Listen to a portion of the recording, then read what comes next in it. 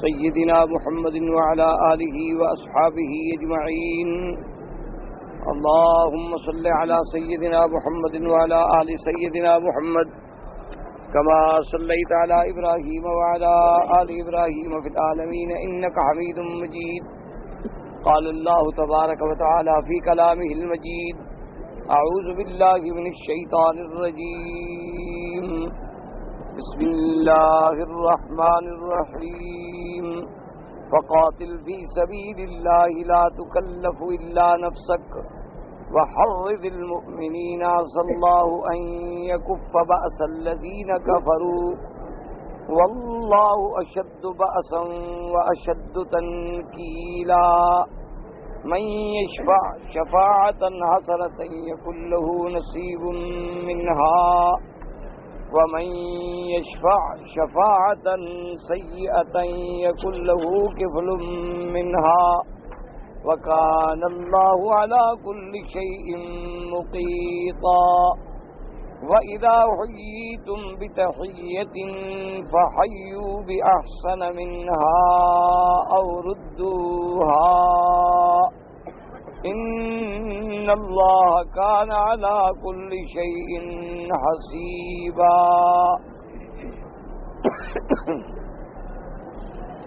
الله لا إله إلا هو ليجمعنكم إلى يوم القيامة لا ريب فيه ومن أصدق من الله حديثا. قال المؤلف والمفسر رحمه الله تعالى: أدام النفع بعلومه وعلومكم في الدارين آمين، إلى أن قال: يأمر تعالى عبده ورسوله محمدا صلى الله عليه وسلم بأن يباشر القتال بنفسه ومن نكل عنه فلا عليه منه، فلهذا قال: لا تكلف إلا نفسك. قال ابن أبي حاتم: حدثنا أبي قال حدثنا محمد بن عمرو بن نبيح قال حدثنا حكام قال حدثنا الجراح الكندي عن أبي إسحاق قال: سألت البراء بن عازب عن الرجل يلقى 100 من العدو فيقاتل فيكون ممن قال الله فيه: ولا تلقوا بأيديكم إلى التهلكة. قال: قد قال الله تعالى لنبيه صلى الله عليه وسلم: فقاتل في سبيل الله لا تكلف إلا نفسك وحرض المؤمنين. اب مفسر رحمۃ اللہ علیہ قرآن مقدس کی ان آیات مبارکہ جو سورۃ النساء کی آیات ہیں اس پہ تفسیر فرماتی ہیں کہ اللہ تبارک و تعالی نے اپنے پیارے حبیب سیدنا محمد مصطفیٰ صلی اللہ علیہ وسلم کو حکم دیا کہ آپ اگر اکیلا بھی جہاد کرنا پڑے تو جہاد کریں. یعنی جہاد جو ہے وہ اتنی باعظمت چیز ہے کہ جہاد سے ہی اسلام کی اور مسلمانوں کی عزت و عظمت کا راز وابستہ ہے. جب تک امت محمد مصطفیٰ صلی اللہ علیہ وسلم نے جہاد کو لازم سمجھا اور اپنے آپ کو ہر وقت جہاد کے لیے تیار رکھا، اللہ نے اسلام کو، مسلمانوں کو عزت دی، عظمت دی، غلبہ دیا، قوت دی اور کفر کو سرنگوں ہونا پڑا. یعنی آپ اندازہ فرمائیں کہ آج جیسے بڑی بڑی طاقتیں ہیں، حضور کے زمانے میں بھی تو بڑی طاقتیں ہیں. حضور صلی اللہ علیہ وسلم کے زمانے میں یعنی فارس اور روم جو ہیں وہ بہت بڑی قوت، جن کے باقاعدہ فوج تھی، باقاعدہ لشکر تھا، باقاعدہ تیاریاں تھیں، باقاعدہ جنگجو لوگ تھے. بہت بڑی طاقت تھی فارس اور روم کی، جن کا ذکر اللہ نے قرآن پاک میں بھی فرمایا ہے کہ الف لام میم غلبت الروم فی ادنی الارض وهم من بعد غلبهم سیغلبون. تو اللہ نے فارس کا بھی اور روم کا بھی قرآن میں ذکر فرمایا ہے اور یہ بہت بڑی قوت ہے. تو اسی طرح جتنی فارس کے بادشاہ تھے ان کا لقب کسرا تھا، اور جتنی روم کے بادشاہ تھے ان کا لقب جو ہے ہرقل تھا، اور جتنی مصر کے بادشاہ گزرے ہیں ان کا لقب جو ہے فرعون تھا، اور جتنی حبش کے گزرے ہیں ان کا لقب نجاشی تھا، اور جتنی یمن کے بادشاہ گزرے ہیں ان کا لقب تبابع تبع، اس لیے تبع الاکبر، تبع الاول، تبع الثانی، وہ یوں چلتے ہیں۔ جیسے مصر میں فرعون اول، فرعون ثانی، فرعون ثالث، فراعنہ چلتے ہیں، اسی طریقے سے رومی جو ہیں وہ ہرقل ان کا بادشاہ کہلاتا تھا، اور فارس کے لوگ جو ہیں وہ کسرا کہلاتے تھے۔ تو یہ بڑی قوتیں تھیں، یعنی آپ اندازہ فرمائیں کہ موسیٰ علیہ السلام کے دور میں جب فرعون نے موسیٰ علیہ السلام کا تعاقب کیا ہے تو 6 لاکھ کا ہراول دستہ تھا صرف، یعنی 6 لاکھ ٹرینڈ فوج کے ساتھ حملہ آور ہوا۔ اس زمانے میں 6 لاکھ فوج ہونا کوئی معمولی سی بات تو نہیں ہوتی۔ اسی طریقے سے جب روم نے، فارس نے مقابلے کیے اسلام سے تو لاکھوں کی تعداد میں فوجیں میدان میں ڈالی گئی۔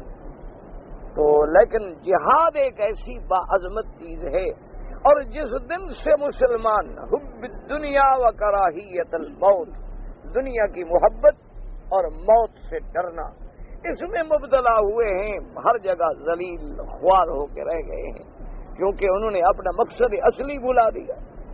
اور دوسری بات یاد رکھیں کہ جہاد کا معنی یہ نہیں ہوتا کہ جہاد کا معنی یہ ہے کہ تم زمین چھین لو، ملک چھین لو، اقتدار چھین لو، کرسی چھین لو، دولت چھین لو، یہ جہاد نہیں ہوتا۔ جہاد کا معنی یہ ہے کہ جب سارے دلائل کام نہ کریں، جہاد کا معنی یہ ہے کہ پہلے سب کو دعوت اسلام دیں، آپ دین کی کوشش کریں، دعوت دیں، تبلیغ کریں، دلائل دیں، لیکن اب اگر کفر دلائل بھی نہیں مانتا، دعوت بھی نہیں مانتا، کوئی حق بات سننے کے لیے وہ آمادہ نہیں ہوتا، تو اب آخری علاج کیا ہے؟ جہاد۔ اب آخری حل کیا ہے؟ یہ تو نہیں ہے کہ آپ کافر کو چھوڑ دیں کہ کفر پہ مر جائے، آپ اس کو دعوت دیں، نہیں مانتا، دلائل دیں، نہیں مانتا، اب آخری انجام، اچھا پھر جنگ سے پہلے بھی ان کے آگے شرائط رکھیں کہ اب بھی اگر اسلام قبول کر لو تو ختم ہو گئی، تمہاری ہماری کوئی لڑائی نہیں، کرسی جانے، ملک جانے، تم جانو، قائم رہو اپنے اس پہ۔ اچھا اگر تم اسلام قبول نہیں کرتے ہو تو چلو تم ہمارے باج گزار بن جاؤ، جزیہ ادا کرو، مسلمانوں سے نیچے رہو، مسلمانوں کے اوپر اللہ کسی دین کو نہیں رکھنا چاہتا، اعلیٰ حق کو ہونا چاہیے، باطل کبھی حق اوپر نہیں ہوتا۔ جب دین حق اسلام ہے تو صاف بات ہے کہ مسلمانوں کو اوپر رہنا ہوگا، تم ٹیکس ادا کرو، ہم تمہاری جان، مال، آبرو، عزت کی حفاظت کریں گے، اور اپنے مذہب پہ تم قائم رہو، ہم تمہیں جبر نہیں کریں گے، ہم تمہاری عبادت خانے نہیں توڑیں گے، ہم تمہارے پادری راہبوں کو قتل نہیں کریں گے، آپ اپنے مذہب پہ قائم رہیں، صرف مسلمانوں کے نیچے رہیں۔ اچھا اگر تمہارے کسی اور دشمن نے تم پہ حملہ کیا تو مسلمان تمہاری حفاظت کریں گے، یہ نہیں کہ وہ پیسے ہم آپ سے مفت میں لے رہے ہیں، اس پیسے لینے کا مقصد یہ ہوتا ہے کہ ایک تو وہ قوم اپنے آپ کو کمزور سمجھے، اور دوسرا مقصد یہ ہوتا ہے کہ پھر ان کی حفاظت، ان کے تحفظات، اس پر بھی تو خرچ کرنا ہے۔ اب یہ تو نہیں کہ دشمن پہ پہرا بھی ہم دیں اور تنخواہ بھی ہم ادا کریں، ورنہ لوگ کہتے ہیں دیکھو جی اسلام کیا مذہب ہے کہ یا پیسے دو یا تلوار، یہ بات نہیں ہے، یہ تو دشمن پھر اس کو جو رنگ دینا چاہے دے، ورنہ اسلام تو بڑا عادلانہ مذہب ہے۔ اگر تلوار کی بات تھی تو اسلام تو دوسری رعایت دیتا ہی نا کہ بھئی یا تلوار یا اسلام، لیکن اسلام نے کہا کہ نہیں، اسلم تسلم، اسلام لے آؤ، تم ہمارے بھائی ہو، اقتدار بھی تمہارا، کرسی بھی تمہاری، بس تم جانو، تمہارا کام جانے، مسلمان ہو جاؤ۔ اچھا اگر مسلمانوں کو اقتدار کی لالچ ہوتی تو ان کے اسلام لانے کے بعد تو ان کو ہٹا دیتے کہ بھی تم اب بادشاہ نہیں بن سکتے، انہوں نے کہا نہیں اسلام لے آؤ، تم جانو، تمہارا ملک جانو۔ اگر اسلام نہیں لے آتے ہو تو اب جزیہ ادا کرو، اسلام بھی قبول نہیں، جزیہ بھی قبول نہیں، تو اب ہمارے سامنے باقی کوئی بات نہیں کہ ہم اس فساد کو ختم کریں، اس زخم کو ختم کریں جو ناسور بنتا جا رہا ہے، اور جو سارے پھر علاقوں کو لپیٹ میں لے لے پھر تلوار، پھر فیصلہ جہاد سے ہوگا۔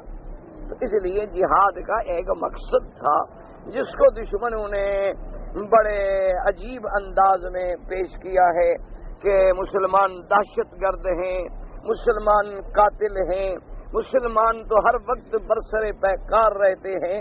اچھا ہمیں دہشت گرد کہنے والے کون ہیں؟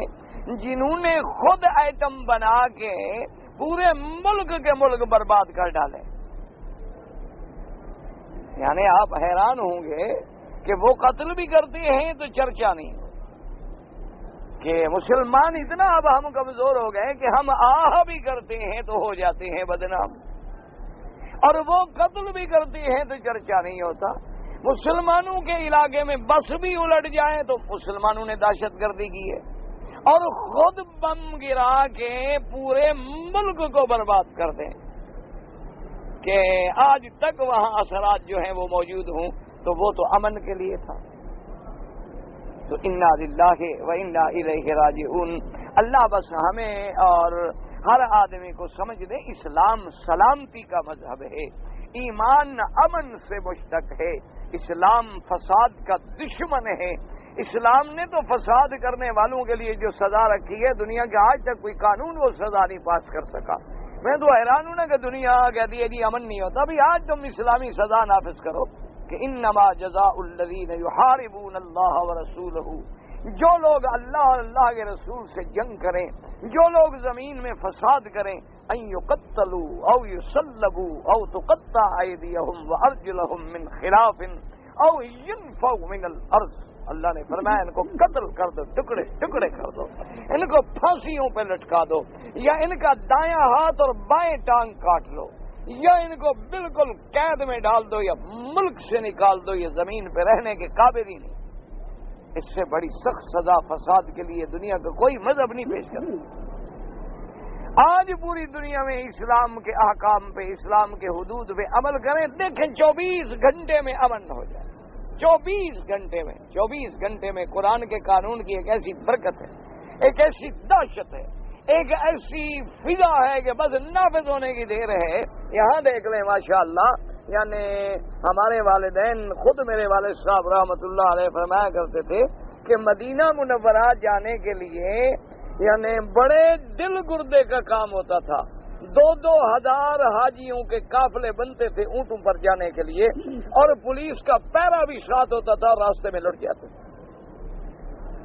لیکن الحمدللہ اللہ اس حکومت کو جزائے خیر دے، جب آئے اسلام آیا، اب جناب رات کو آپ مدینہ منورہ چلے جائیں سونے سے لدے ہوئے، مجال ہے تمہیں تمہارا اپنا کوئی دوست لوٹ لے تو اس کے تو احتیاط کرنا، تمہارا اپنا کوئی ماشاءاللہ بھائی ساتھ ہو تو اس کا تو اب کوئی علاج نہیں نا دنیا کے پاس، کیونکہ گھر میں اگر بیٹھ کے کوئی چوری کر لے تو اس کا کوئی کیا علاج کرے، بیٹا کر لے، بھائی کر لے، تو کوئی کہاں سے چور ڈھونڈ کے لے آئے؟ تو جب ہمارے اپنے کر لیں تو پھر ہم کہاں سے باہر سے لے آئیں؟ لیکن ورنہ اسلام کی برکت، اسلامی حدود اللہ کی برکت ہے۔ تو اس لیے یاد رکھیں کہ جہاد جو ہے وہ ایک بڑا باعظمت مسئلہ ہے، اور پھر اسلام نے جہاد میں عجیب فلسفہ دیا، مر جاؤ تب بھی زندہ، زندہ رہو تب بھی زندہ، یعنی اگر زندہ رہو تو غازی، مر جاؤ تو شہید، اور شہید کو اللہ کہتا ہے مردہ نہ کہو وہ بھی زندہ ہے۔ تو یعنی حیات جاویدہ نہیں ملتی ہے جہاد۔ تو اس لیے اب آپ دیکھیں جہاد کا کتنا بڑا مطلب، فرمایا فقاتل فی سبیل اللہ لا تکلف الا نفسک۔ میرے مدنی صلی اللہ علیہ وسلم اللہ کے راستے میں اکیلا بھی قتال کرنا پڑے، جہاد کرنا پڑے کریں، یعنی کوئی ایک بھی ساتھ نہیں۔ اس لیے ایک صحابی نے مسئلہ پوچھا کہ اگر کوئی بندہ 100 بندے سے جا کے لڑے کہ دشمن 100 کے عدد میں ہے اور یہ اکیلا ہے، تو اس کا مطلب تو یہ ہے کہ اس نے اپنے آپ کو خود ہلاکت میں ڈالا، کیونکہ ایک آدمی 100 سے کیسے لڑ سکتا ہے؟ لازمی بات ہے کہ 100 آدمی تو اس کو مار ڈالے گا، اور قرآن کہتا ہے وَلَا تُلْقُوا بِأَيْدِيكُمْ إِلَى التَّهْلُكَةِ، اللہ فرماتی ہے کہ تم اپنے آپ کو ہلاکت میں نہ ڈالو۔ تو دوسرے صحابی نے کہا کہ بھائی یہ بات نہیں ہے، آپ دیکھیں کہ جب مشرکین مکہ بدر صغرا پہ آنے والے تھے تو اللہ نے اپنے نبی کو حکم دیا کہ اکیلے بھی لڑو، تو حالانکہ دشمن کی آگے کتنی تعداد تھی، لیکن فرمایا فقاتل فی سبیل اللہ لا تکلف الا نفسک، آپ نے تکلیف دیں مگر اپنی ذات کو، آپ سے آپ کی ذات کے بارے میں سوال ہوگا، اکیلے بھی جہاد کرنا پڑے تو کھڑے ہو جائیں، اللہ کی نصرت اور مدد آپ کے ساتھ ہے۔ تو اللہ تبارک و تعالی جب مدد فرماتے ہیں اللہ کی نصرت جب ساتھ آ جاتی ہے تو پھر دنیا کی کوئی طاقت شکست نہیں دے سکتی۔ اسی لیے تاریخ بھری پڑی ہے کہ سیدنا خالد بن الولید سیف اللہ، اللہ کی تلوار جو تھی، جب عیسائیوں کے مقابلے پر آپ آئے تو رات کو آپ گشت پر ہیں اور آپ کے ساتھ 50-60 آدمیوں کا صرف ایک جماعت ہے اور سامنے 60,000 عیسائیوں کا کیمپ ہے، 60,000 کی فوج پڑی ہوئی ہے۔ حضرت خالد بن الولید نے ساتھیوں سے کہا کہ بھائی میرا دل تو کرتا ہے کہ اب دشمن خواب غفلت میں پڑا ہے اور یہ بڑا اچھا موقع ہے کہ ہم دشمن پہ ٹوٹ پڑے۔ اس نے کہا حضرت کیا کہہ رہے ہو، 60 آدمی ہیں ہم اور سامنے 60,000 کا لشکر ہے، ہم 60 آدمی، چلو اگر وہ سوتے بھی رہیں تو قتل کرنے کے لیے بھی تو کوئی ٹائم چاہیے نا کہ نہیں چاہیے؟ بھئی 1,000 آدمی کو صرف مارتے چلے جائیں تو آخر اس کے لیے بھی تو کوئی وقت چاہیے، وہ حرکت بھی نہ کرے، چپ کر کے سوتے رہیں کہ آؤ جی ہمیں قتل کرو۔ تو ہم 60 آدمی کتنے آدمیوں کو مار ڈالیں گے؟ یعنی ہم کتنے بندے مار لیں گے؟ 100، 200، 500، 600، 1000۔ اس کے بعد کیا ہوگا؟ حضرت خالد بن الولید نے فرمایا کہ بھائی جب اللہ کے لیے لڑنا ہے تو پھر اس کے بعد کیا ہوگا میں نہیں جانتا، میرا تو ایک ہی یقین ہے کہ میں حملہ کر دوں میں جیت جاؤں گا، مجھے شکست نہیں ہو سکتی۔ میں نے کہا یہ کیسے ہو سکتا ہے، کیا کر رہے ہو؟ انہوں نے کہا دیکھو میں تمہارا امیر ہوں، میں حکم دیتا ہوں یہاں سے۔ انہوں نے کہا جی حکم دیتے ہو تو پھر ہم تیار ہیں، حکم دیتے ہو تو گردنیں کٹوا دیں گے، فوج کی تو ٹریننگ ہی ہوتی ہے کہ آرڈر آرڈر۔ اس کے بعد تو ہم نہیں پوچھ سکتے نا کہ بھی کیا ہوگا۔ حضرت خالد بن الولید نے 60 آدمیوں کے ساتھ حملہ کر دیا، 60,000 پہ 60 آدمی ایمان سے کہیں حملہ کریں، کوئی نظر بھی آئیں گے کہ 60 آدمی کی طرح۔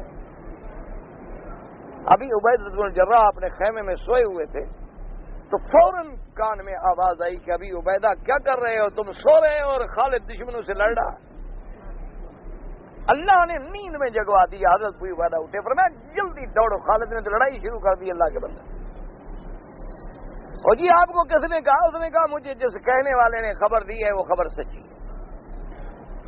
تو حضرت ابی عبیدہ فوج لے کے دوڑے اور اس کے بعد جناب پہنچے تو خالد بن الولید کی بیوی پہنچی میدان جنگ میں، وہ کہتی ہیں کہ میں نے ان کو ٹوپی پہنچانی تھی تو فرماتی ہے مجھے صرف یہ نظر آتا تھا کہ گرد و غبار کا ایک بادل چھایا ہوا ہے، وہ 60,000 آدمی نیند سے اٹھ کھڑا ہوا تو اب گھوڑے دوڑ پڑے، جانور دوڑ پڑے، بندے دوڑ پڑے تو مٹی اڑنی تھی اور کیا ہوتا، اور اس میں کبھی کبھی کوئی تلوار چمکتی ہوئی نظر آتی تھی ورنہ کوئی نہیں نظر آتا۔ میں پریشان تھی کہ میں خالد کو کیسے ڈھونڈوں۔ تو فرماتی ہے کہ اتنی دیر میں مجھے خالد نے نعرہ تکبیر جو بلند کیا تو میں نے آواز پہچانی کہ یہ خالد ہے۔ تو میں نے کہا کہ خالد یہ اپنی امانت لے لو، تو وہ بھی میری آواز پہچان گئے، میرے قریب آئے، میں نے ان کو ٹوپی دے دی۔ اصل میں حضرت خالد بن ولید رضی اللہ تعالی عنہ نے ٹوپی مبارک میں حضور صلی اللہ علیہ وسلم کے بال مبارک رکھے ہوئے، محبت تھی انہیں حضور صلی اللہ علیہ وسلم، ان کی تمنا تھی کہ موت آئے تو حضور کی یہ نعمت بھی تو میرے ہاتھ میں، اور پھر اس کی برکتیں بھی۔ اس میں کوئی شبہ ہے جہاں حضور صلی اللہ علیہ وسلم کا کپڑا مبارک ہو یا بال مبارک ہو، اللہ تبارک و تعالیٰ اسی لیے تو صحابہ حضور پاک اگر لعاب بھی مبارک، تھوک مبارک بھی ڈالتے تو صحابہ لے کے فوراً اپنے چہروں پہ مل لیتے، اگر حضور کا پانی بھی بچ جاتا وضو کا تو صحابہ جلدی سے لے کر اپنے چہروں پہ مل لیتے، کبھی آخر حضور کے ہاتھوں کو تو لگا ہے، حضور کے بدن مبارک کو تو لگا ہے۔ اسی لیے میرے آقا نے حجۃ الوداع پہ جب اس طرح پھروایا تو تمام بال صحابہ میں تقسیم ہو۔ حضور صلی اللہ علیہ وسلم کے ناخن مبارک بھی صحابہ رکھ لیتے تھے، حضور صلی اللہ علیہ وسلم کے بال مبارک بھی رکھتے، حضور صلی اللہ علیہ وسلم کا کوئی پہنا ہوا کپڑا مل جاتا تھا صحابہ رکھ لیتے۔ اس لیے سیدنا معاویہ رضی اللہ تعالی عنہ کاتب الوحی جب موت آنے لگی تو انہوں نے فرمایا کہ میرے پاس 2 چادریں ہیں محمد رسول اللہ، مجھے انہی میں کفن دے دو اور پھر میرا معاملہ اللہ کے سپرد۔ تو اتنے بڑے لشکر پہ حملہ، اب جناب حضرت خالد لڑ رہے ہیں، ابھی عبیدہ نے باہر سے آگے گھیرا ڈال لیا، اب دشمن پریشان ہو گیا کہ بھئی 60,000 تو 60,000، ان کو تو جان کے لالے پڑ گئے کہ کیا بلا ہو گئی، یہ حملہ کیسے ہوا، کہاں سے ہوا، کدھر سے ہوا۔ اسی میں وہ ڈھونڈتے ڈھونڈتے 60,000 آدمی ان کا مارا گیا، شکست کھا گئے، ٹوٹ گئے، کوئی بھاگ گئے، جنگ ہار گئے، خالد بن ولید جیت گئے۔ اس لیے اصل بات یہ ہوتی ہے کہ جذبے، اس لیے جو صفا مروہ پہ حضور کی دعا تھی کہ لا الہ الا اللہ وحدہ نصر عبدہ ہزم الاحزاب وحدہ اعز جندہ لا شیء قبلہ ولا شیء بعدہ، کہ مولا تیرے سوا کوئی معبود نہیں، تو سچا ہے، تو نے آج اپنے عبد کی مدد کر دی، تو نے آج دشمن کے لشکروں کو شکست دے ڈالی۔ وہ مکے والے جو احد میں لڑنے آئے تھے آج ہاتھ باندھ کے قیدی کھڑے، یعنی سر اٹھانے کی طاقت نہ رہی مکے والوں کو کہ لڑے، کوئی لڑائی ہوئی نہیں پتا مکہ میں کون لڑے۔ اللہ نے ایسا روب ڈال دیا کہ کافروں کے دماغ ہل گئے کہ ہو کیا گیا ہے، کہ وہ یتیم مکہ جسے ہم نے ہجرت پہ مجبور کر دیا، جسے ہم نے مدینہ منورہ میں اس کے گھر میں جا کے للکارا اور ان کے 70 صحابہ کو شہید کرائے، آج وہ ہمارے دروازے پہ دستک دے رہا ہے اور 10,000 کا لشکر جرار ساتھ ہے، اور پھر بھی وہ رحمت کے دریا بہا رہے ہیں کہ جو حرم میں چلا جائے امان، جو اپنے گھر کا دروازہ بند کر لے امان، جو اپنی تلوار نیچے پھینک دے امان، جو ابو سفیان کے گھر میں چلا جائے امان، عورتوں کے لیے امان، بچوں کے لیے امان، بوڑھوں کے لیے امان، ان کے پادری احبار کے لیے امان، امان امان کا شور ہو۔ حضور فاتح ہو کے مکے میں داخل ہو گئے اور کافر سر رگو کھڑے ہیں۔ حضور نے فرمایا مکے والوں آج بتلاؤ تمہارے حق میں کیا سزا تجویز کروں؟ سارے جو بچے ہیں سردار جناب گردنیں جھکائے ہاتھ باندھے قیدی بن کے سامنے انہوں نے کہا حضور آپ جو بھی فیصلہ کریں نا آپ حق بجانے، اس لیے کون سا ستم ہے جو ہم نے آپ پہ نہیں توڑا، کون سا ہمارے پاس تیر ہے جو ہم نے آپ پہ نہیں چلایا، کون سا ہمارے پاس کانٹا ہے جو آپ کے راستے میں ہم نے نہیں بچھایا، آپ جو بھی فیصلہ کریں حق بجانے بہیں، لیکن ہمیں امید ہے کہ آپ رحیم بھائی ہیں، ہم جیسے بھی ہیں تو رشتہ دار نہ آپ۔ تو حضور نے فرمایا کہ اچھا آج میں بھی وہ کہتا ہوں جو میرے بھائی یوسف نے اپنے بھائیوں کے بارے میں فیصلہ کیا تھا، لا تثریب علیکم الیوم، بھاگ جاؤ آزاد ہو، انتم الطلقاء، جاؤ سب آزاد، کوئی سزا نہیں بلکہ تمہیں میں تانا بھی نہیں دیتا۔ تو یہ کیا تھا؟ اس جہاد کی عظمت تھی۔ جس دن سے وہ عظمت مر گئی ہم جناب پیسے میں آ گئے، پیسہ پیسہ پیسہ، دولت دولت، چوری بنے، ڈاکے سے بنے، نشہ بیچنے سے بنے، مسلمانوں کی اولادوں کو قتل کرنے سے بنے، کسی کا بچہ اغوا کرنے سے، بس پیسہ پیسہ۔ اسی لیے حضور نے فرمایا تھا کہ حب الدنیا و کراہیت الموت، جب یہ چیزیں مسلمانوں کے دماغ میں آ جائیں گی مسلمان ذلیل ہو جائیں گے۔ آج دیکھ رہے ہیں ہر آدمی ایک دوڑ میں مبتلا ہے کہ پیسہ۔ ایک طالب علم جو سارا دن قرآن پڑھتا ہے نا اس کو بھی فکر ہے یار کو پیسہ بن جائے گا۔ جس کے پاس گاڑی ہے کار ہے وہ کہتا ہے یار یہ کار ذرا چھوٹی ہے بڑی ہونی چاہیے۔ جس کے گھر مکان موجود ہے وہ کہتا ہے یار میرا مکان اچھے علاقے میں نہیں کسی پوش ایریا میں بلڈنگ ہونی چاہیے۔ مکان مل جائے وہ کہتے یار مکان تو ہے نا، ڈرائیور بھی تو ہو نا، شوفر بھی ہو، باوردی ہو، صاحب کے لیے دروازہ کھولے، صاحب فرعون بن کے نکلے، پتہ لگے کہ کوئی جانور آ رہا۔ کیوں؟ انسان تو متواضع ہوتا ہے نا کہ جتنا اللہ نعمتیں دیتے جائیں وہ جھکتا جاتا۔ دیکھا نہیں درختوں کو جتنا پھل لگتا جائے گا تو ٹہنی جھکتی جائے، اور جب پھل گر جائے گا تو حضرت کھڑے ہو جائیں گے۔ یہ اکڑنے والے جو ہوتے ہیں نا ان کی مثال ایسے ہوتی ہے، یہ عقل سے نقل سے ہر چیز سے فارغ ہوتے ہیں۔ میرے سرکار جب آئے نا مکہ فتح ہونے لگا تو صحابہ کہتی ہیں حضور اونٹنی مبارک پر بیٹھے تھے نا تو اونٹنی کی مہاریں پکڑی ہوئی تھی، اونٹنی جوش میں تھی، 10,000 لشکر جو چل رہا تھا، تو صحابہ کہتے ہیں کہ حضور اپنی گردن یوں جھکاتے گئے جھکاتے گئے جھکاتے گئے، اونٹنی کی پلان سے لگ گئی حضور کی گردن کہ میں مکے میں یوں کر کے داخل نہ ہوں۔ یعنی حضور باغ فاتح بن کے آ رہے ہیں نا، آج تو فاتح مکہ ہے، کوئی دشمن کی طاقت مقابلہ نہیں کر سکتی، لیکن حضور گردن جھکاتے گئے کہ اللہ کے آگے اللہ کے گھر میں جھک کے داخل تواضع۔ اسی لیے اللہ کے گھر کا نام جو ہے نا وہ بیت العتیق ہے، اسی کے لیے اس کا نام جو ہے وہ بکہ ہے کہ یہاں بڑے بڑے جباروں کی گردنیں ٹوٹ جاتی ہیں، یہاں بڑے بڑے سرکشوں کی گردنیں بھی جھک جاتی ہیں۔ تو ایمان اور اسلام کا تقاضا تو یہ تھا نا کہ اللہ تمہیں جتنی عظمت دیتے، جتنی عزت دیتے، تو اور جھکتا چلا جا۔ دیکھا نہیں ہے کہ حضرت امیر المؤمنین سیدنا عمر، سیدنا عثمان، سیدنا علی، سیدنا ابی بکر، سیدنا حسن و حسین، سیدنا معاویہ، عمر ابن عبدالعزیز، جتنے بڑے بڑے لوگ اسلام میں گزرے ہیں، راستے میں جاتے ہوئے ایک یتیم بچی روک لیتی تھی، ٹھہرو جی کیا بات ہے؟ اور جی میرے گھر میں بکری ہے، دودھ نکالنا ہے، بندہ کوئی نہیں۔ انہوں نے کہا چلو میں نکال دوں۔ تم کبھی سپاہی کو تو کہہ کے دیکھو، انشاءاللہ بکری بھی لے جائے گا، تمہیں بھی لے جائے گا، کہے گا یہ چوری کی ہے، تم تھانے میں، بکری میرے گھر۔ تجربہ کر کے دیکھ لو، اپنا سامان لے کے جاؤ، سڑک پہ پکڑ لیتے ہیں، کیا بات ہے؟ انہوں نے کہا اس کا تم نے کسٹم نہیں۔ اچھا جی کسٹم کی رسید موجود ہے؟ ہاں، انہوں نے کہا یار یہی تو اینک چوری ہوئی تھی، اسی کو تو ہم ڈھونڈ رہے تھے۔ ہاں اب اینک کی رسید ہوگی، مولوی وکی صاحب ساتھ لے کے جائیں گے رسید۔ بس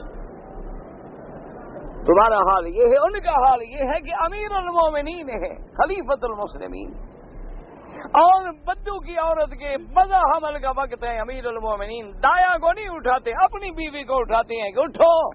ایک مسلمان کی بیوی کو تکلیف ہے، امیر المومنین کی بیوی ہو، آج دائی بن کے خدمت کرو۔ جب یہ جذبہ پیدا ہو نا، پھر اسلام کا نظارہ سامنے۔ مشک آ گیا، وزن کرنا تھا، حضرت عمر ماتھا پکڑ کے بیٹھ گئے کہ بھئی اتنی قیمتی چیز ہے، ہمارے پاس ترازو نہیں، کیسے تولیں؟ مشک بڑی قیمتی چیز ہے۔ اچھا پھر وہ منوں کے حساب سے تو نہیں تھا، ٹنوں کے حساب سے، وہ تو تھوڑی چیز ہوتی ہے، وہ تو ماشو میں تقسیم ہوگی، رتی میں تقسیم ہوگی۔ پریشان بیٹھے ہیں تو بیوی نے کہہ دیا، انہوں نے کہا کہ مجھے تولنا آتا ہے، مجھے آپ دے دیں، کتنے حصے بنانے ہیں، میں تول کر حصے بنا دیتا ہوں۔ حضرت عمر نے فرمایا کہ دیکھو بات سنو، مجھے پتا ہے تم سردار کی بیٹی ہو، مجھے پتا ہے تمہارے ہاں مشک استعمال ہوتا ہے، لیکن جو خوشبو تیرے بدن کو لگ جائے اس کا جواب قیامت میں عمر کیا دے گا؟ کہ تمہاری بیوی نے تو پھر زیادہ استعمال کر لیا نا، وزن کرتے کرتے کپڑوں کو لگ جائے، ہاتھوں کو لگ جائے۔ آج تو ہم بس صرف نام ہے، بس دعا کرو۔ آج جب مولوی اور پیر کے گھر میں اسلام نہیں تو ہم آپ سے کیا مطالبہ کریں؟ دیکھو بھائی ٹھنڈی بات ہے، کوئی ناراض ہو مولوی یا راضی ہو، کوئی مجھے کفر کا فتویٰ دے دے یا فسق کا فتویٰ دے دے، جو مرضی ہے دے دے، اسلام نہ مولوی کے گھر میں ہے نہ پیر کے گھر میں۔ سیدھی سی بات ہے، کوئی ناراض ہو راضی ہو، الا قلیل من عبادی الشکور، بہت تھوڑے بندے ہوں گے، اور وہ جو بندے ہوں گے وہ انشاءاللہ ہمارے سامنے بھی نہیں ہیں، وہ چھپے ہوئے بیچارے کہیں مسجدوں میں پڑے ہوں گے، بچوں کو الف بے پڑھا رہے ہوں گے، ان کا نہ نام ہے نہ ان کو کوئی جانتا ہے، ان کے گھر میں اسلام ہو تو ہو، ورنہ بالکل جو معروف لوگ ہیں نا جی، جن کو اللہ نے کچھ مقام دیا ہے، بالکل صرف باہر کے نعرے ہیں، بس اندر کوئی نہیں، نہ گھر میں پردہ ہے، نہ بیٹی کا پردہ ہے، نہ گھر میں نماز ہے، نہ روزہ ہے، نہ رزق حلال ہے، نہ عقل حلال ہے، نہ صدق مقال ہے، سب جناب کوئی پجیروں کے چکر میں ہے تو کوئی کروزر کے چکر میں ہے تو کوئی بلڈنگوں کے چکر میں ہے، کوئی موبائل کے چکر میں ہے، کوئی ٹیلی فونوں کے چکر میں ہے، اسی میں قوم پڑی۔ انا للہ و انا الیہ راجعون۔ ہمارے ایک ایک مولوی کے بیٹوں کی شادی پہ چلے جائیں تو 5-5 ہزار مہمان ہوتا ہے۔ حضور کی شادیاں اسی طرح ہوئی تھی، سنت لوگوں کے لیے ہے، مولوی کے لیے نہیں ہے۔ یہ تقریریں ہماری سب تمہارے لیے ہیں، یا ہمارے لیے بھی کوئی شریعت نازل ہوئی ہے؟ تو جب ہمارے گھروں میں باقی نہیں رہا تو ہم آپ سے کیا مطالبہ کریں؟ جب ہماری اپنی اولاد نواز نہ پڑھیں، آپ کو ہم کیا کہیں؟ چلو جی کسی پیر کی بیوی سے پوچھو، دعا کروں آتی ہے اس کو؟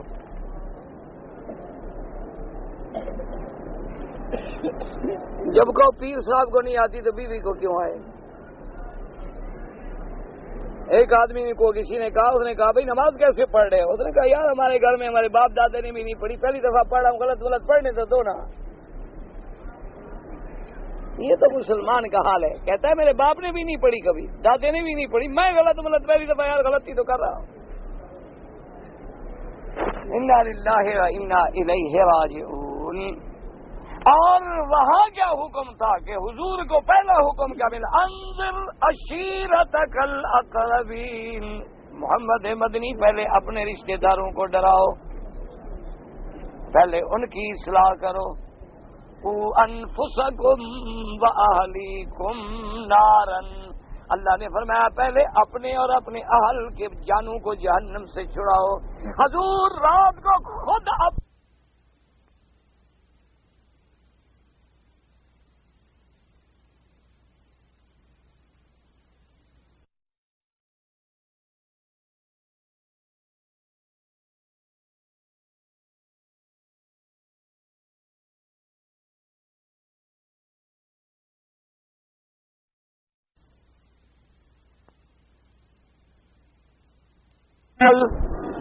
نماز. آج کتنے پیر کتنے مولوی ہیں جو جرت کریں بیگم صاحب کو جگانے کی. انشاءاللہ مولوی صاحب کو 10 راتوں کے لیے جب بیگم جگا دے, ایک رات جگا کے دیکھے 10 راتیں باہر کھڑا رہے گا. انا للہ و انا الیہ راجعون. اللہ کے نبی ہیں خاتم الانبیاء.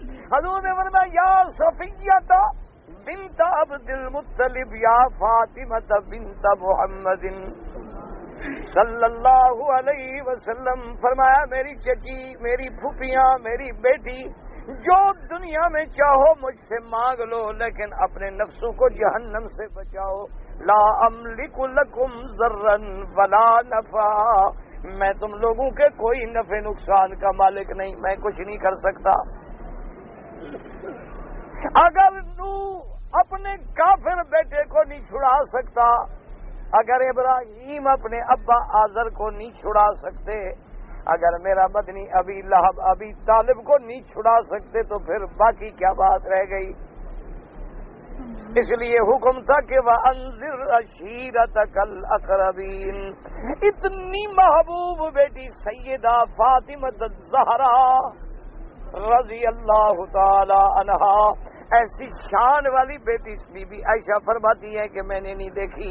فرماتی ہے خدا کی قسم میں بی بی فاطمہ پہ نظر پڑے تو مجھے محمد مدنی کی تصویر نظر آ جاتی تھی کہ بی بی کا اٹھنا بیٹھنا بولنا چالنا بالکل ایسے تھا جیسے محمد پاک کھڑے بول رہے ہوں. اور اتنی بڑی شان تھی کہ جب بی بی فاطمہ آتی حضور کھڑے ہو جاتے استقبال کے لیے. اتنی شان کے باوجود ہاتھوں میں نشان پڑ گئے, کندھے پہ پانی بھر بھر کے نشان پڑ گئے, چکی پیس پیس کے بی بی کے ہاتھوں میں نشان پڑ گئے, گھر میں جھاڑو پھیر پھیر کے بدن پہ غبار آ گیا. اور بی بی نے آ کے سوال کیا کہ حضور سب کو غلام ملے ہیں تو ایک غلام مجھے دے دو. فرمایا فاطمہ چھوڑو دنیا کے آرام کو, ہر نماز کے بعد سبحان اللہ 33 بار, الحمدللہ 33 بار, اللہ اکبر 34 بار, اور لا الہ الا اللہ وحدہ لا شریک لہ لہ الملک ولہ الحمد یحیی ویمیت وہو علی کل شیء قدیر. یہ پڑھ لیا کرو, دنیا تو گزر جائے گی, آخرت کا فکر کرو. غلام کوئی نہیں, اور دین کا وظیفہ بتلا دیا. سیدنا علی رضی اللہ تعالی عنہ سارا دن فرماتی ہے میں ڈول نکالتا رہا پانی کے. یہ چھوٹے ڈول نہیں تھے, پانی بہت گہرا ہوتا تھا, بڑا لمبا رسا ہوتا تھا جو کھینچ کے حضرت دور جاتے تھے, اور ایک ڈول نکلتا تھا.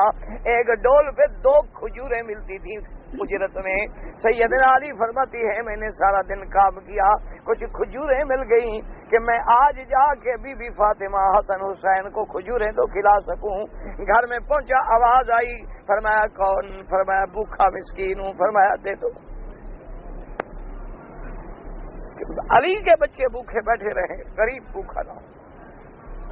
کیا تم نے بھی کبھی کھانا اٹھا کے دیا ہے غریب کو؟ مولوی تو بن گئے, پیر تو بن گئے.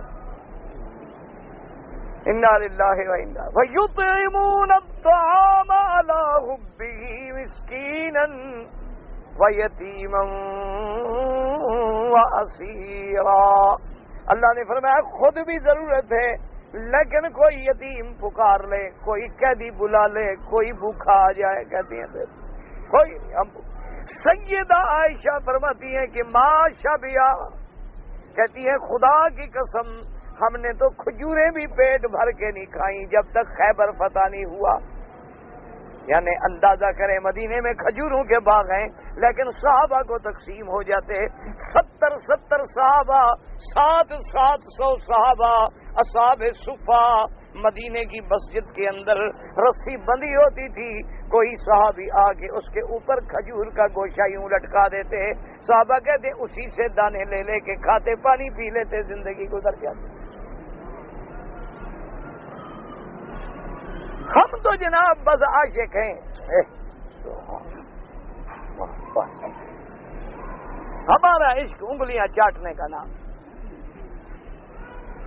ہاں انا للہ و انا الیہ راجعون۔ بس دعا کیا کرو، تم ہمارے لیے دعا کیا کرو، ہم تمہارے لیے دعا کیا کریں گے، شاید اللہ کے یہاں رحمت کی کوئی گھڑی آ جائے اور دعا لگ جائے۔ بس دعائیں بھی اب ہماری منظور شنظور نہیں ہوتی ہیں، ہمیں پتہ ہے نہ، ایمان سے کہو دعائیں منظور ہوتی ہیں تو ختم کی رات میں 20 لاکھ آدمی کعبے کے سامنے کھڑا ہو دعا مانگے، تو پھر بھی ہندو مسلمانوں کو چھیڑے۔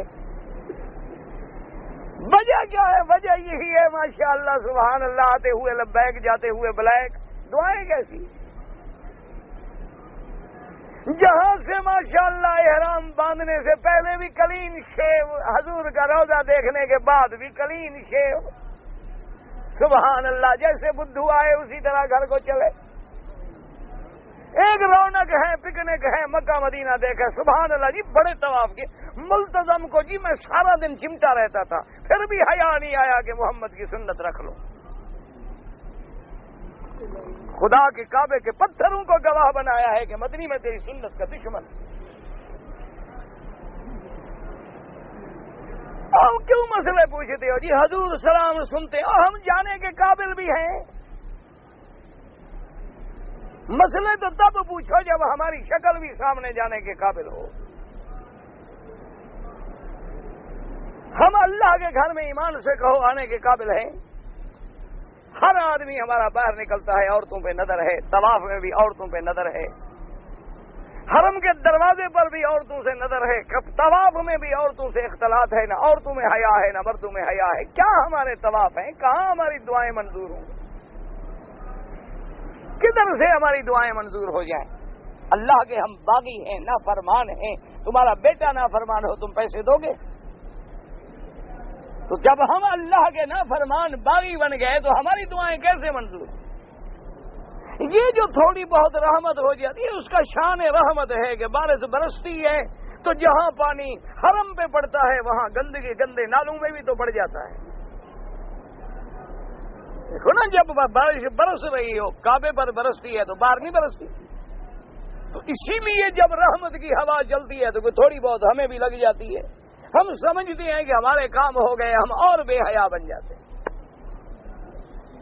ورنہ بالکل وہی حال ہے۔ حضور نے فرمایا ما کل کا حرام، فرمایا تیرا کھانا حرام، تیرا پینا حرام، ملبس کا حرام، تیرا لباس حرام، تو بڑی بڑی دعائیں کرے گا، یا رب یا رب یا رب، فرمایا انا یستجاب له، پھر اس کی دعا کہاں سے منظور ہوگی؟ ورنہ زبان سچی ہو، اندر حلال ہو، خدا کی قسم ہاتھ اٹھانے کی دیر ہے رحمت آ جائے۔ دیکھا نہیں حضرت علال حضرمی بیٹھے ہیں، تابعی ہیں، صحابی بھی نہیں،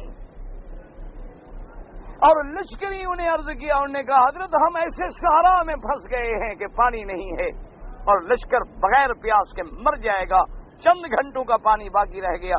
فرمایا گھبرانے کی کوئی بات نہیں، کیوں پریشان ہو رہے ہو؟ لے آؤ پانی، جو کچھ ہے تھوڑا سا لے آؤ۔ وضو کیا، 2 رکعت پڑھی، ہاتھ اٹھائے، تو ابھی تم کہتے ہیں ابھی ہاتھ نیچے نہیں گرے، بارش شروع۔ حضرت اعلیٰ الحضرمی کی دعا کتابوں میں بڑی مشہور ہے، لا الہ الا اللہ العلیم الحلیم، لا الہ الا اللہ الحلیم الکریم، لا الہ الا اللہ سبحان رب السماوات السبع رب العرش العظیم، ان کی یہ دعا بڑی مشہور ہے. آج تم بھی پڑھو، دیکھو کچھ ہوتا ہے کام، پہلا بھی بگڑ جاتا ہے.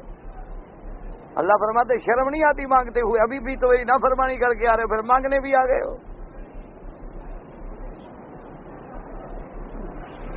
اسی لیے کسی نے کہا تھا نا کہ جب ہم کعبے میں آتے ہیں تو زمین سے آواز آتی ہے کہ درون درج کر دی کہ درون خانہ آئی. آواز آتی ہے کہ ظالم تو باہر کیا کر رہا تھا کہ اب اندر بھی آ گیا ہے. جو زمین بس سجدہ کر دم ز زمین دا برآمد کہ مرا خراب کر دی تو بس سجدہ ریائی. کہ جب میں زمین پہ سجدہ کرتا ہوں تو زمین آواز دیتی ہے کہ ظالم مجھے تو خراب نہ کر، ریا کے سجدے کر کے مجھے تو پلید نہ کر. یہ ہمارا حال ہے بھائی. بس دعا کرو. علاج بھی اب دعا کے بغیر کوئی نہیں. یہ مسئلہ بھی ساتھ سمجھ لیں کہ جیسے مریض آئی سی یو میں ہو نا جی، نگاہ داشت کے آخری کمرے میں، تو ڈاکٹر جب نکلے نا تو گردن نیچے ہوتی ہے. پوچھو ڈاکٹر صاحب وہاں کیا ہوگا نا جی؟ دعا کرو. مانا یہ ہوتا ہے کہ اب علاج تو کارگر ہے ہی نہیں، دوا فائدہ نہیں دیتے، دعا کرو. مانا کہ اب یہی وہی وقت ہے جو حالی نے کہا تھا کہ امت پہ تیری آ کے عجب وقت پڑا ہے. آج وہی وقت ہے کہ نہ ہمارے اندر ایمان ہے، نہ اسلام ہے، نہ اعمال صالحہ ہیں، نہ عقل حلال ہے، نہ صدق مقال ہے، نہ حرمین کا ادب ہے، نہ بڑے چھوٹے کی تہذیب ہے، نہ فرائض اللہ کی پابندی ہے. ہر آدمی اللہ کے قانون کا باغی ہے، محمد مدنی کا نافرمان ہے. الا قلیل من عبادی الشکور، بہت تھوڑے ہوں گے جن کو اللہ کی رحمت نصیب ہے. بس دعا کرو کبھی رحمت کی گھڑی مل جائے، ہم بھی بخشے جائیں.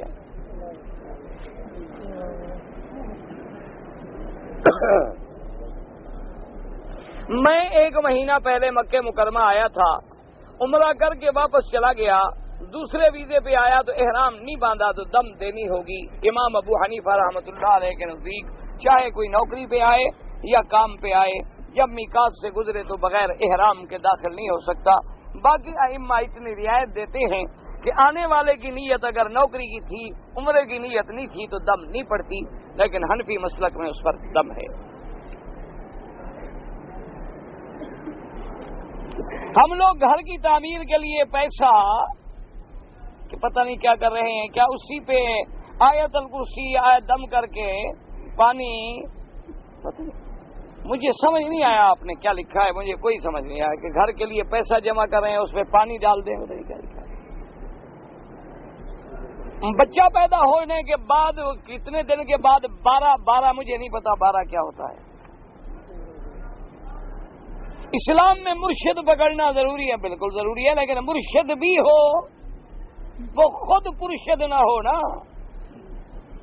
وہ مرشد ہو، سنت کا پابند ہو، قرآن پہ چلنے والا ہو، قدم قدم پہ مدنی پاک کی تصویر سنت کی جھلک آئے تو ایسے ضرور مرشد بناؤ. اگر مرشد ہی ماشاءاللہ 1 پیالہ اتنا بڑا بھنگ کا صبح صبح نوش فرماتے ہوں اور ماشاءاللہ 200-250 کتا بھی رکھا ہوا ہو گھر میں اور 20-15 مغویہ عورتیں بھی ہوں، نہ محرم عورتوں سے حضرت پاؤں بھی ماشاءاللہ دبواتے ہوں، تو اس سے جہنم میں اکیلا جانا بہتر ہے. ضروری ہے کہ اس کے ساتھ جاؤ. مرشد کا ماننا رستہ دکھلانے والا.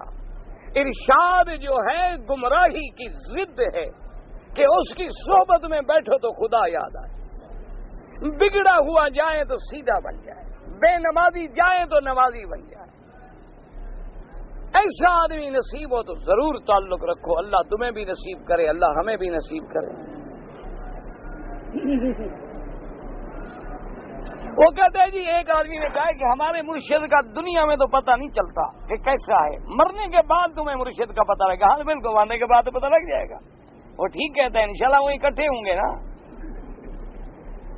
دنیا میں کیا پتہ لگے بھائی؟ جو دنیا میں اب نماز روزے کا حکم دنیا میں ہے یا آخرت میں ہے؟ تو ہم تو دنیا میں دیکھیں گے کہ دنیا میں وہ نماز روزے کا پابند ہے کہ نہیں. اسلام میں مرشد کے پاؤں دبانا جو ہے، بالکل مرشد کو اچھی طرح دبا کے رکھو۔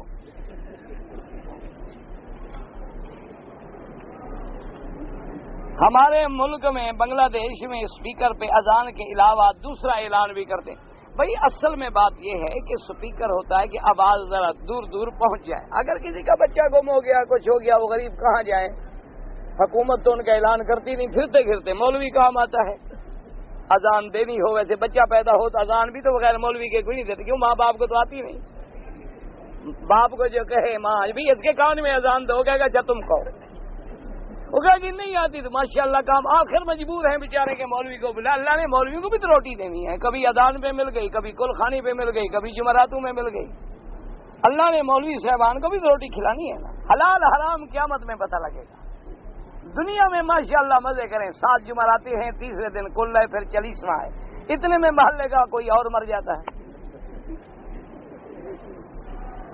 اور خالص حرام ہے، خالص۔ مسئلہ سمجھ لو، چاہے مجھے کافر کہو، جو مرضی ہے کہو۔ بدعات ہیں اور بدعت گمراہی ہے، اور ہر گمراہی کا ٹھکانہ جہنم ہے۔ اور میرے مدنی نے فرمایا جو بدعت والے کی عزت کرے اس نے محمد مدنی کے دین کو گرا دیا۔ تو جب وہ کل خانی کی بدعت کر رہا ہے، تم کھانے پہ جا رہے ہو تو اس کی عزت نہیں کر رہے ہو۔ جب وہ جمعراتیں کر رہا ہے، بدعت کر رہا ہے، اور تم ایک پلیٹ کے لیے بیٹھے ہو ختم صغیر ختم کبیر پڑھنے کے لیے، یہ تو قیامت آئے گی۔ حضور فرمائیں گے لے جاؤ ان لوگوں کو دور۔ جب کہیں گے صحابہ کے مدنی یہ وہ تیری امت ہے، انک لا تدری ما احدثوا بعدک، کلمہ تیرا پڑھتے رہے لیکن بدعتیں کرتے رہے۔ حضور فرماتے ہیں میں کہوں گا سحقا لہم، ہلاکت تو ان کے لیے، لے جاؤ، میں کسی بدعتی کی سفارش نہیں کرتا۔ چھوڑو یہ چند دن کی روٹی چھوٹی، چھوڑ دو، حق مسئلہ بتلایا کرو۔ اللہ کے خزانے میں کوئی کمی نہیں، خدا تمہیں کسی اور جگہ سے دے دے گا۔ لوگوں کو مسئلے صحیح بتلاؤ، نہ لوگوں کے چاول حرام کرو، نہ ان کی خیراتیں خراب کرو۔ اگر نماز پڑھنے کے سامنے کوئی جوتی اٹھائے، اگر چور ہے تو پکڑو، سلام پھیر کے پکڑ لو۔ آپ نے ڈیرہ غازی خان جانا، بالکل جانا تھا بھائی۔ بات یہ ہے کہ ایک تو میں بیمار تھا، سچی بات، میرا وہ دوست ہے بیچارہ، اور 3 سال سے وہ شریف آدمی مجھے بلاتا ہے، مقدر کی بات۔ اور دوسری بات یہ ہے کہ میں آپ کی طرح ایک مسافر ہوں، کرایہ دار ہوں۔ جس مکان میں ہم رہ رہے تھے حکم مل گیا کہ مکان چھوڑو، تو اب ہم 8 دن سے وہ سوار نہیں اٹھا رہے ہیں، دوسری جگہ شفٹ ہو رہے ہیں۔ تو اس حال میں کیسے جا سکتا تھا؟ میں مجبور تھا، ویسے ٹھیک مجھے جانا نہیں۔ اگر کوئی آدمی چوری ٹیلی فون کرتا ہے، بالکل حرام ہے، دنیا کو پتہ نہ لگے، اللہ تو جانتا ہے۔ تم اس کو نصیحت کرو، شکایت نہ کرو، نصیحت کرو۔ نہیں مانتا، خدا کو خود جواب دے۔ جو لوگ رفع یدین نہیں کرتے ان کی نماز نہیں ہوتی، ایسا فتویٰ میں نے تو آج تک دنیا میں نہیں دیکھا۔ کسی کتاب میں ہو تو مجھے دکھائیں۔ کسی کے کہنے سے کچھ نہیں ہوتا۔ 1400 سال میں ایک صحابی نے فتویٰ دیا ہو ایسا تو آمنا و صدقنا، ہم تو کہتے ہیں سب کی نماز ہوتی۔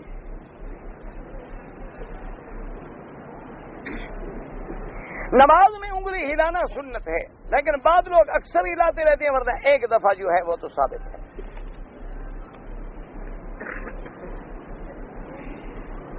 اگر 7 مہینے کا بچہ عورت کے پیٹ میں ہے تو میاں بیوی مل سکتے ہیں، کوئی حرام نہیں۔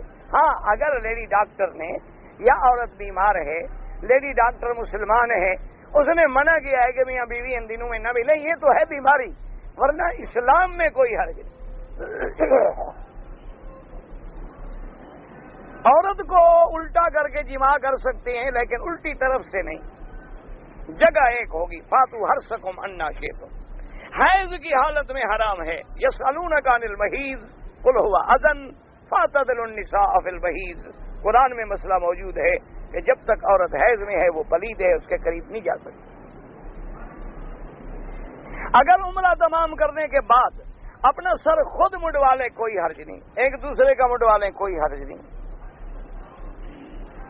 کسی عورت کا مرد جو ہے سفر پہ گیا، 5-6 سال گزر گئے، اس کا کوئی پتہ نہیں ہے، تو وہ عورت دوسری جگہ نکاح کر سکتی ہے؟ نہیں، ایسے نہیں کر سکتی۔ عدالت میں جا کے درخواست ہے، عدالت باقاعدہ اعلان کرے گی، اخباروں میں اشتہار دے گی باقاعدہ حکم بنائے گی، تحقیق کرے گی، ثابت ہو جائے گا تو پھر اس کو فتویٰ دے گی نکاح کرنے۔ یہ نہیں کہ کسی کے خامد کو نوکری پہ بھیج دو اور پیچھے تم نکاح کر لو۔ اکثر ایسا کرتے ہیں ماشاءاللہ، لوگ بڑے سمجھدار ہیں یہاں، عمرے پہ جو آئیں دو کام کر لیتے ہیں۔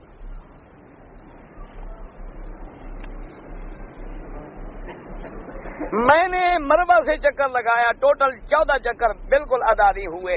دم دیں، اگر آپ نے عمرے کا احرام باندھا ہوا ہے تو پھر صفا سے شروع کر کے پورا کر لیں تو دم نہیں دینی پڑے گی۔ ایک آدمی نے عام چلتی پھرتی عورت سے شادی کر لی ہے، کہتا ہے کہ وہ توبہ کرے گی اور آئندہ غلط کام نہیں کرے گی۔ خدا کرے تمہاری امید ٹھیک رہے، ورنہ المجرب لا یجرب۔ مسئلہ تو یہ ہے کہ جب ایک دفعہ تجربہ کر چکا ہو تو دوسرے دفعہ تجربہ کرنا بے وقوفی ہے۔ اگر پہلے وہ ٹھیک نہیں ہوئی تو اللہ خیر ہی کرے، باقی بس دعا کرو، وہ بھی توبہ کرے، تم بھی توبہ کرو۔ نکاح کر گئے ہو تو اللہ دونوں کو اچھا بنائے، ہم تو یہی دعا کریں گے۔ میرے ماموں نے شیعہ عورت سے شادی کی تو شیعہ ہو گیا، جلد جان چھوٹی خس کم۔ ہم جنس کے ساتھ مل گیا، اب کیا جھگڑا، مسئلے پوچھنے کی ضرورت کیا ہے؟ وہ دونوں ایک ہو گئے نا، ان کا کام تو پکا ہو گیا۔ ہم نے عمرہ کیا، بال بنوانے سے پہلے احرام اتار دیا، آپ کیا کریں؟ اگر اس کے فوراً بعد آپ نے احرام بال منڈوا لیے تو کوئی جرمانہ نہیں، لیکن اگر ایک دن گزر گیا پھر خیال آیا بال کٹوائے تو پھر ایک بکری دم دیں۔ داڑھی جو ہے ایک مشت ہونا ضروری ہے۔ باپ بیٹوں کو حصہ نہیں دیتے، قیامت میں تو دے گا نا۔ تم زندگی میں کیوں باپ کے پیچھے پڑ گئے؟ اس کو مرنے تو دو۔ اولاد بھی تو ماشاءاللہ بڑی تیز ہے نا۔ اور بھائی باپ کو مرنے دو، جب مر جائے گا انشاءاللہ تمہیں حصہ مل جائے گا، فکر نہ کرو۔ خود نہ مار دینا کہ حصہ جلدی ملے، ورنہ قاتل کو حصہ نہیں ملتا، قاتل محروم ہوتا ہے۔ جزا اللہ عنا محمد سے، ٹھیک ہے، بالکل ٹھیک ہے۔ اللہ یعنی جو ہمیں دین آپ نے پہنچایا، اللہ ان کو جزا دے۔ داڑھی منڈانا جو ہے بار بار فاسق ہو جاتا ہے، گناہ کبیرہ ہے۔ کچھ لوگ کہتے ہیں کہ ہم سنت پہ اس لیے عمل نہیں کرتے کہ حضور کے برابر نہ ہو جائے، پھر نماز بھی نہ پڑھیں کہ حضور کے برابر ہو جائے۔ حضور نے 5 نمازیں پڑھی تو تم 3 پڑھا کرو۔ حضور نے 1 مہینہ روزہ رکھا، تم 10 دن رکھو۔ یہ کیا مطلب؟ سنت مانا حضور کے نقشے قدم پہ چلو، حضور کا جب حکم ہے کہ میری سنت پہ عمل کرو۔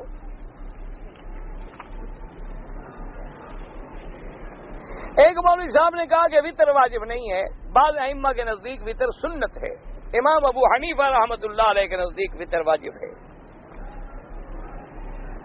نماز قضا ہو جائے، قضا ادا کرو۔ فدیے کا مسئلہ تب ہے کہ جب آدمی مر گیا، کوئی قضا نہیں ہو سکا، دریا کوئی نہیں، ورنہ ادا کریں۔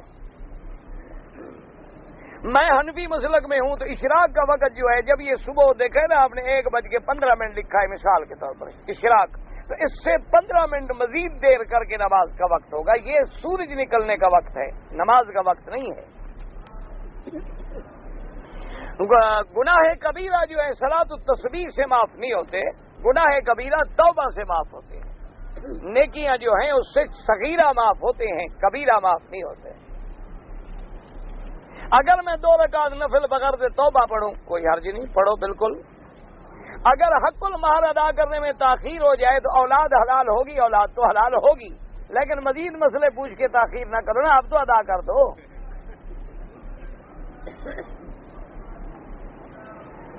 ہم کھانا کھا رہے تھے تو اس نے کہا کہ زیادہ سالن نہ کھاؤ، تو اس کو بھی بھوک لگی ہوگی بیچارے کو، اب مولوی صاحب سے پوچھنے کی کیا ضرورت ہے یار۔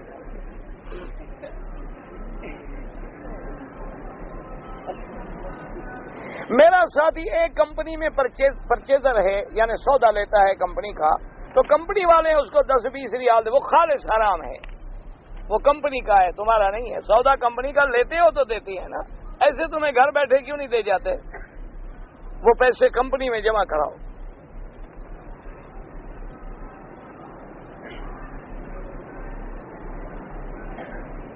میں نے بھائی کے لڑکے کے ساتھ اپنی بیٹی کا نکاح کیا، جب لڑکا آ گیا، اقامہ بن گیا، پھر قانوناً نکاح کیا، ٹھیک، کوئی بات نہیں۔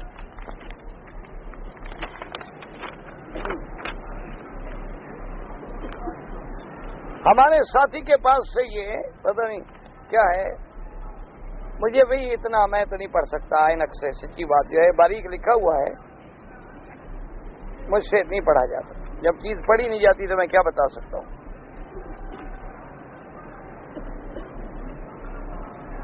طواف کرنے کے بعد بیت اللہ میں دعا کی تھی کہ سب عورتیں میری بہنیں، اب میں شادی کر سکتا ہوں تو شادی کیوں نہیں کر سکتے؟ شادی سے پہلے بہنیں، شادی کے بعد بیوی بنے گی نا۔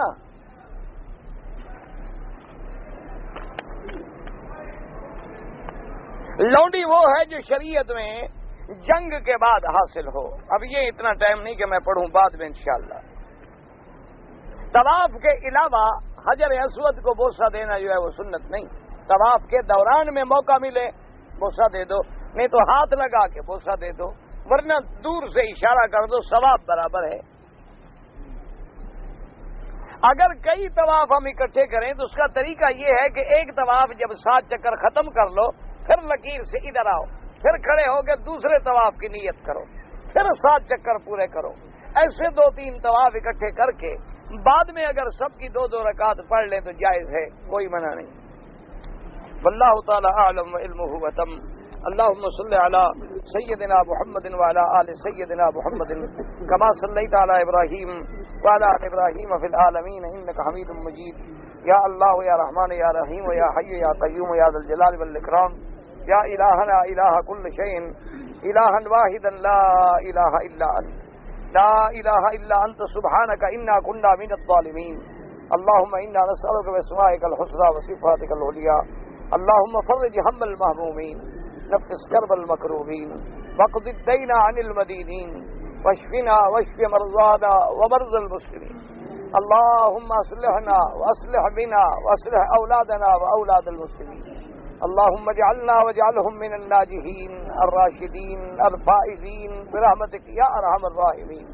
اللهم اجعل لنا وللمسلمين من كل هم فرجا، ومن كل ضيق مخرجا، ومن كل بلاء عافيا۔ اللهم يسر امورنا وامور اولادنا وامور اخواننا وامور المسلمين، اللهم اقضِ حاجاتنا یا قاضی الحاجات، یا سمیع الدعاء، یا مستجیب الدعوات۔ یا اللہ عالم اسلام کی عزت کا فیصلہ فرما، یا اللہ تمام دینی جماعتوں کی، مساجد کی، مدارس کی، عبادت گاہوں کی حفاظت فرما، یا اللہ دین کے طالب علموں کی حفاظت فرما، یا اللہ دین کے کام کرنے والوں کی حفاظت فرما۔ یا اللہ ہم گناہ گار ہیں، خطا کار ہیں، اپنے گناہوں کا اعتراف کرتے ہیں، ہمیں معافی عطا فرما۔ یا اللہ تمام بیماریاں دور فرما، یا اللہ مجاہدین کشمیر کی قدم قدم پہ نصرت فرما، یا اللہ بابری مسجد کے شہید کرنے والوں کو تباہ و برباد فرما، یا اللہ مسلمانوں کی مساجد کی حفاظت فرما۔ یا اللہ مسلمان ہندوستان میں ہے، بنگلہ دیش میں ہے، پاکستان میں ہے، بہار میں ہے، اراکان میں ہے، برما میں ہے، عرب میں ہے، عجب میں ہے، اس کی جان مال آبرو عزت کی حفاظت فرما۔ یا اللہ مسجد اقصی کو آزادی نصیب فرما، یا اللہ بیت المقدس کو آزادی نصیب فرما، یا اللہ حرمین الشریفین کو قیامت تک ہر فتنے سے محفوظ فرما، یا اللہ حرمین الشریفین کا ہمیں ادب نصیب فرما، یا اللہ ہمیں احترام نصیب فرما، یا اللہ حضور پاک کی سچی محبت نصیب فرما، صحابہ اہل بیت اولیاء کرام کی محبت نصیب فرما، یا اللہ علماء حق کی محبت نصیب فرما، یا اللہ علماء و اولیاء کی قدم قدم پہ حفاظت فرما۔ ربنا آتنا فی الدنیا حسنۃ وفی الآخرۃ حسنۃ وقنا عذاب النار۔ یا اللہ جو لوگ بھی دین کا کام کرتے ہیں سب کی نصرت فرما، مدد فرما، پورے عالم میں جوڑ پیدا فرما، پورے عالم میں ہدایت کی فضا پیدا فرما۔ یا اللہ ہر بندے کو دین کا داعی بنا، دین کا سپاہی بنا، دین پہ چلنے والا بنا، دین کی طرف دعوت دینے والا بنا۔ یا اللہ جہاں جہاں بھی دینی کام ہو رہے ہیں، جمع ہو رہے ہیں، سب کو کامیاب فرما، سب کو اپنے دربار میں منظور فرما۔ ربنا تقبل منا انك انت السميع العليم وتب علينا انك انت التواب الرحيم۔ صلی اللہ تعالی علی خیر خلقہ سیدنا محمد وعلى آلہ واصحابہ اجمعین۔ تو آپ آئیں گے نا، اور ہے کوئی ساتھی دن ایک آدمی؟ السلام علیکم۔ السلام علیکم۔